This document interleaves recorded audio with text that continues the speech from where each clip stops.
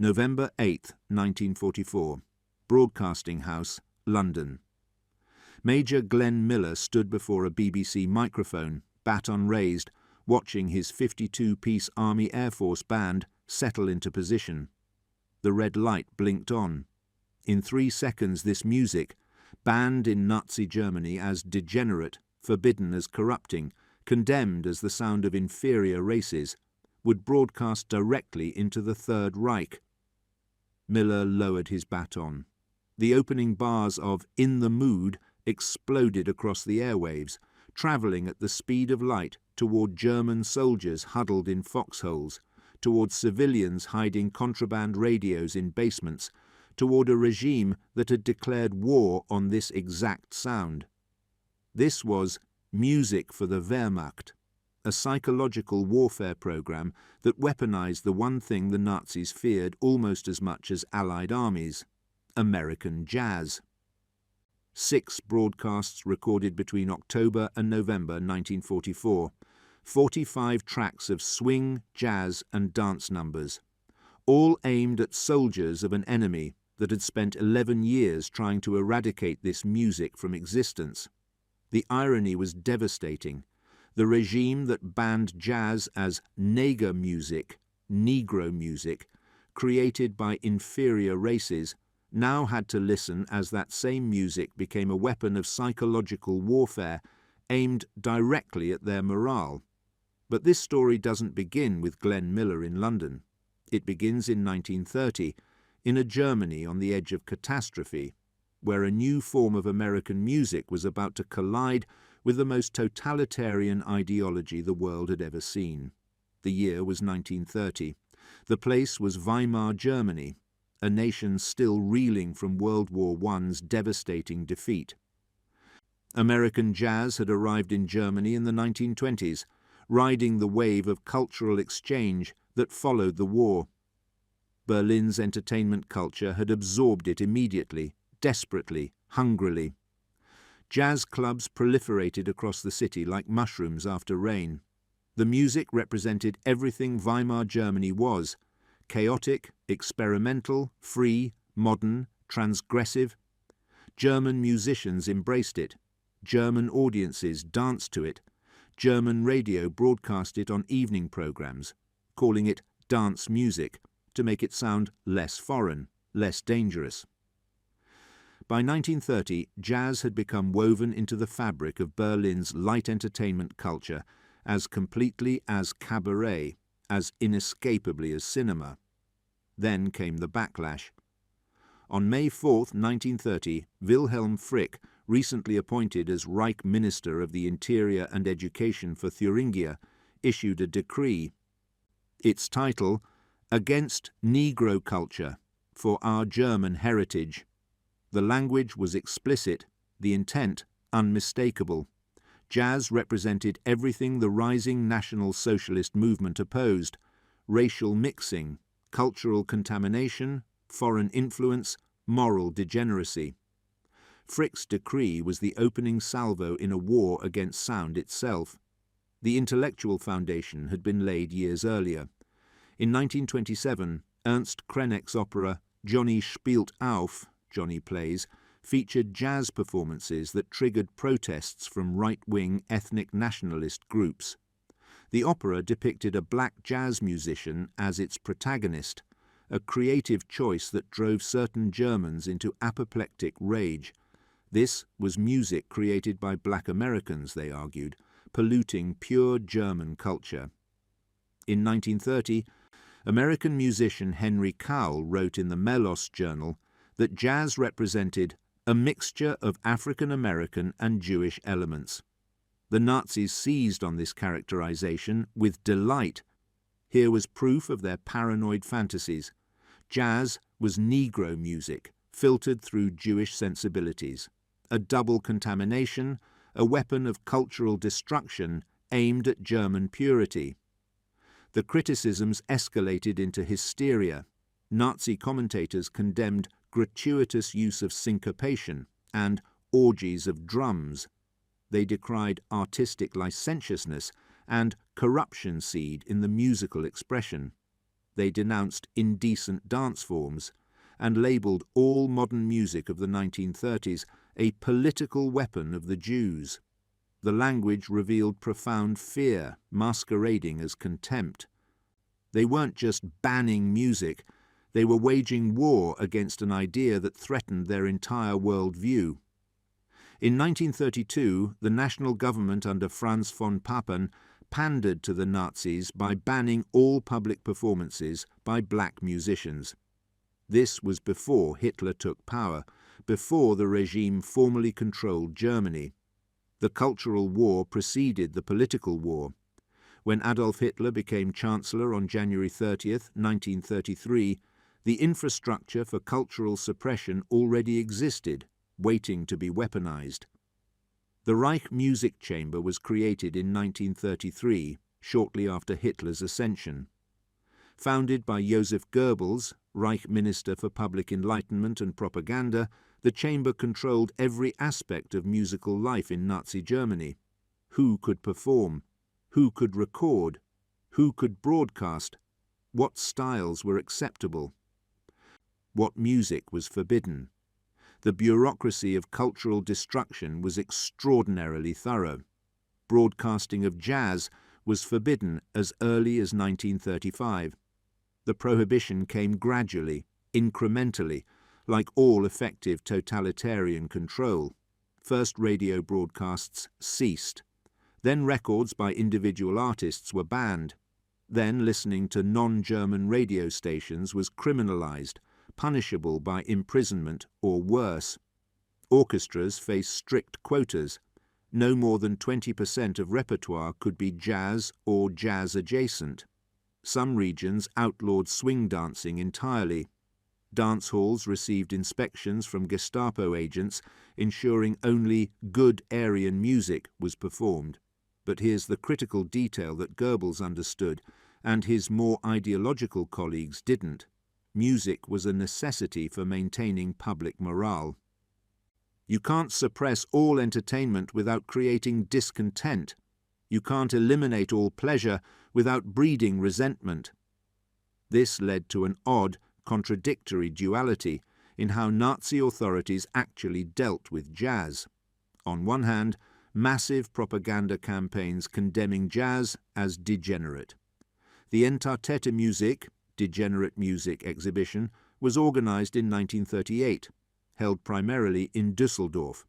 The exhibition was designed to disgust, to horrify, to demonstrate the corrupting influence of Jewish and Negro music on German culture.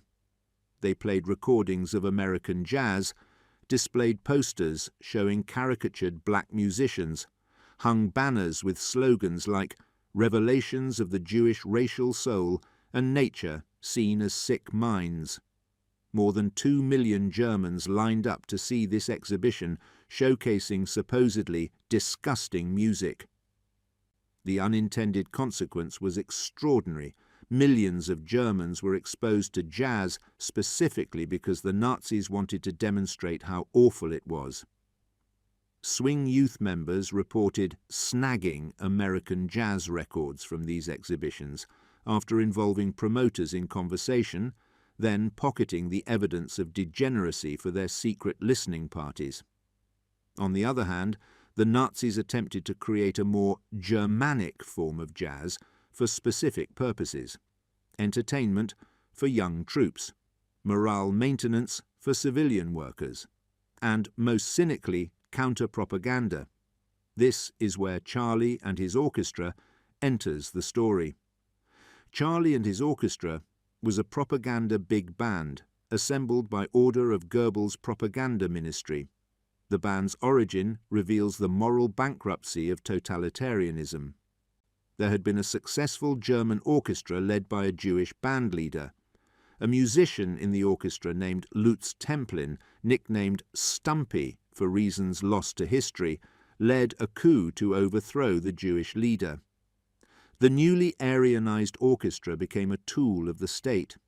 Charlie and his orchestra played American jazz and swing, music officially banned in Germany.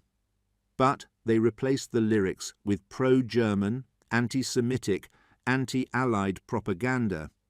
The band was technically excellent, the arrangements professionally done.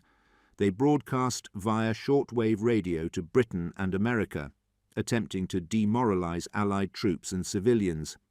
A typical example was their version of "Makin' Whoopee" from 1942. The original lyrics celebrated romance and marriage. Charlie's version included lines like, "Democracy is our motto. Think what a war can bring. We throw our German names away. We are the kikes of USA. You are the goys, folks. We are the boys, folks. We're making whoopee." The Frankie referenced in the song was President Franklin Delano Roosevelt. The psychological technique was sophisticated. Use the enemy's own music against them, plant seeds of doubt, exploit divisions, undermine confidence. It failed spectacularly. Allied troops and civilians recognized the propaganda immediately, laughed at it, collected recordings as curiosities rather than persuasive arguments. But the very existence of Charlie and his orchestra exposed the fundamental contradiction in Nazi cultural policy. They hated jazz so much they had to use it for their own purposes. Meanwhile, within Germany, a resistance movement was forming around the exact music the Nazis tried to suppress. They called themselves Swingjugend, swing youth. The swing youth movement emerged around 1935 in Hamburg, Berlin, and Frankfurt. They were teenagers, mostly aged 14 to 21, who loved swing and jazz music. They rejected Nazi attempts to control every aspect of young people's lives through organizations like the regimented Hitler Youth. Where the Hitler Youth demanded conformity, short hair, military discipline, and unquestioning obedience, the swing youth cultivated individuality, long hair, British and American fashion, and ironic detachment from Nazi ideology. The swing youth were not organized political resistance in the traditional sense. They didn't print anti-Nazi leaflets. They didn't sabotage factories. They didn't assassinate officials. Their resistance was cultural, existential, a refusal to let totalitarianism colonize their interior lives. They met in private to discuss, listen, and dance to American and English music. They organized clandestine dance festivals. They wore British and American fashion, long jackets, umbrellas regardless of weather, distinctive hairstyles. Some flocked to cinemas to watch anti-American propaganda reels, specifically to learn how Americans danced the Lindy Hop, copying the movements the Nazis were trying to condemn. In Vienna, they were called Schlurfs.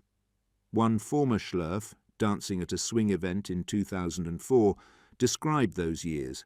Groups of young men and women meeting in private, dancing to American swing music, opposing harsh Nazi reality through behavior and dress. The danger was real. The Nazis tried to curtail swing youth activities through forced haircuts, arrests, interrogations, and, in extreme cases, imprisonment in concentration camps. The Frankfurt Hot Club exemplified this quiet cultural resistance. Formed in Frankfurt in 1941, at the height of Nazi power, 2 years into World War II, the group consisted of young jazz musicians who refused to stop playing. Key members included Horst Lippmann, Hans Otto Jung, Carlo Bohlender, and Emil Mangelsdorff. They jammed in the back of Lippmann's parents' restaurant. They posted lookouts watching for Gestapo agents who randomly raided venues to ensure only good Aryan music was being performed. Carlo Bohlender joined the army in 1940, but returned to Frankfurt on weekends to perform, eventually getting himself discharged by deliberately losing excessive weight. Hans Otto Jung collected records through various means, some legal, many not, building a jazz library despite the ban. The psychological warfare value of this internal resistance cannot be overstated. Every swing youth gathering demonstrated that Nazi cultural control was incomplete.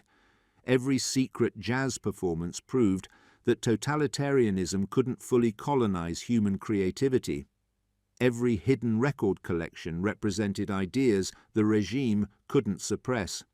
The Nazis recognized this threat. Heinrich Himmler himself expressed concern about swing youth in internal SS documents, calling them a threat to social order requiring harsh suppression. Some swing youth members were sent to concentration camps not for political activities, but purely for cultural nonconformity. This was the situation in Nazi Germany when Glenn Miller entered the story. Glenn Miller was, in 1942, at the absolute pinnacle of American musical success. His civilian orchestra was the most popular dance band in America. Chart-topping hits like In the Mood, Moonlight Serenade, and Chattanooga Choo Choo had captivated millions. His smooth, tightly arranged swing style had become the soundtrack of American life. The Glenn Miller Orchestra sold more records than any other band during the swing era. He was wealthy, famous, beloved. He was 38 years old enough to avoid military service. On September 27, 1942, during a rehearsal for his Chesterfield radio program, Miller asked everyone but the band to leave the studio. He had an announcement. He was breaking up the band to accept a commission in the United States Army. America's favorite band leader was becoming Captain Glenn Miller. The decision stunned the music world.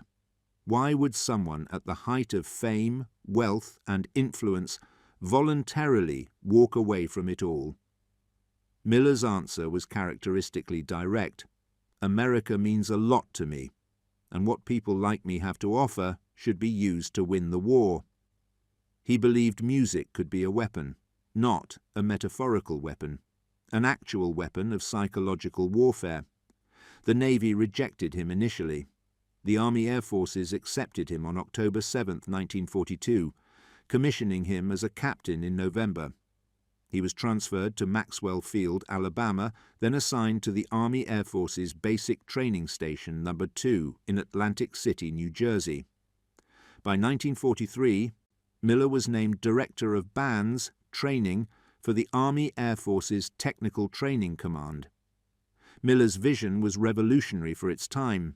He wanted to fuse military march music with jazz and swing, creating something that would appeal to young servicemen while maintaining military dignity.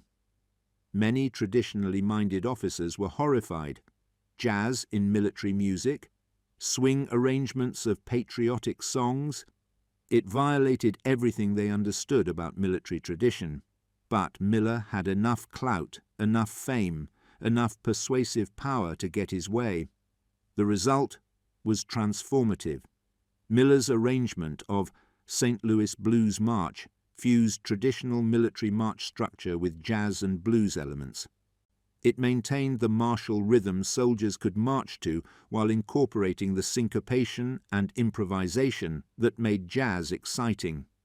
Older officers hated it. Young servicemen loved it. Miller created the Army Air Force Band, recruiting top musicians from civilian orchestras. Some came from his own disbanded civilian band. Others were drafted musicians reassigned to this special unit. The band grew to 52 pieces, far larger than typical military bands. It included strings, brass, woodwinds, and a rhythm section that could swing. The band's mission was multifaceted. They performed at bond drives, easily netting upwards of $4 million in pledges in a single night. They created I Sustain the Wings, a radio program featuring music and sketches about Army Air Forces units designed to boost recruiting. They appeared at training bases, boosting morale for troops preparing for combat. They recorded prolifically, more than 500 recordings over 2 years. But Miller wasn't satisfied. He wanted to play for troops overseas, in the actual war zone. Supreme Allied Commander General Dwight Eisenhower agreed. Eisenhower understood psychological warfare better than most generals. He'd seen how morale affected combat effectiveness. In 1943, Eisenhower ordered a radio network assembled for entertaining troops awaiting deployment in England. American GIs in Britain found much about British life strange. BBC broadcasts were at the top of that list. They needed something familiar, something American, something that reminded them of home. In June 1944, Miller and his Army Air Force Band arrived in England. They became the American band of the Allied Expeditionary Force. Some historians consider this Miller's greatest ensemble. The band's style blended Goodman-Miller dance music, Basie rhythm, and Kostelanetz rose-string orchestra arrangements. It was simultaneously sophisticated and accessible, complex and danceable. Over the next 6 months, the band performed more than 800 times. They played at American airfields across England. They broadcast over BBC radio. They appeared at bond drives. They recorded continuously. The emotional impact was profound.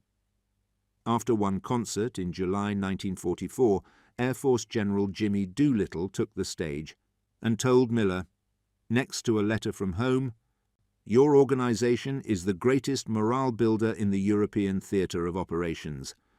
But the most innovative and controversial aspect was using the band for psychological warfare against Germany." Between October and November 1944, Miller recorded 6 special broadcasts aimed directly at German forces. The programs were titled Music for the Wehrmacht, literally music for the German military. They broadcast in German over Allied-controlled radio stations. Miller himself spoke in German, phonetically pronouncing words for German audiences. His announcer, Johnny Desmond, sang lyrics translated into German. The psychological technique was brilliantly simple. Play the exact music the Nazis had banned. Demonstrate that America possessed the cultural freedom Germany had destroyed. Show German soldiers what they were missing. Remind them of music they'd loved before the regime criminalized it. Make them question whether a government that banned jazz was worth dying for. The content was carefully crafted. Popular American swing numbers, German audiences might have heard before the ban, familiar melodies with new German lyrics emphasizing themes of survival, home, family, news updates about Allied military progress, delivered matter-of-factly between songs, subtle psychological appeals suggesting surrender was honorable, that the war was lost, that going home alive was better than dying for a doomed regime. The broadcasts were not heavy-handed propaganda. They didn't call Hitler names. They didn't preach democracy versus fascism. They just played music. Music the Nazis had declared war on. Music that represented freedom of expression, music that reminded German soldiers of a time before totalitarianism consumed their lives. The impact is impossible to measure precisely. How do you quantify the psychological effect of hearing forbidden music? How do you measure the doubt planted when a soldier realizes the enemy has the freedom to create and enjoy what his own government banned? How do you assess the cumulative impact of hundreds of thousands of German soldiers secretly listening to broadcasts that reminded them of their humanity? But we have testimonial evidence. German prisoners of war, interrogated by Allied intelligence, mentioned hearing these broadcasts. Some reported gathering in groups to listen secretly. Others described the cognitive dissonance. Here was America, supposedly the degenerate enemy, playing the most sophisticated, beautiful music they'd heard in years. Still others mentioned feeling homesick, remembering better times, questioning whether the war made any sense. The broadcasts worked on multiple psychological levels simultaneously.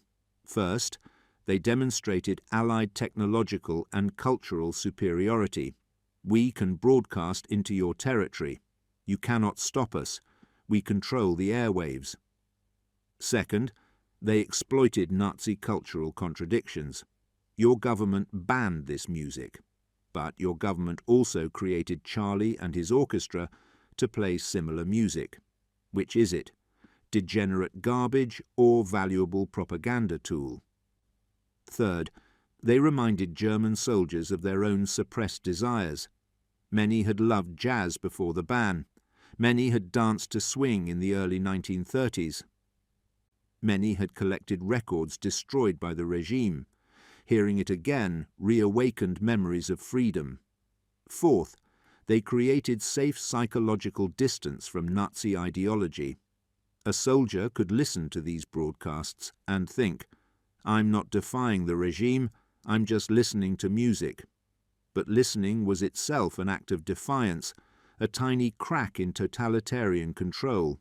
Those tiny cracks accumulated, weakened foundations, prepared the ground for larger breaks.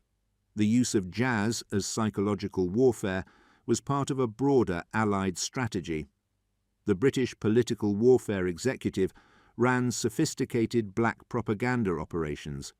Their fake German radio station, Gustav Siegfried I, GS1, featured a character called Der Chef, the chief, who posed as a loyal Nazi disillusioned with party leadership. The chief criticized the British and Russians to build credibility, then subtly undermined confidence in Nazi officials and generals. GS1 broadcasts included music, sometimes swing and jazz, mixed with gossip, news, and psychological manipulation. German troops tuned in nightly, despite the risk.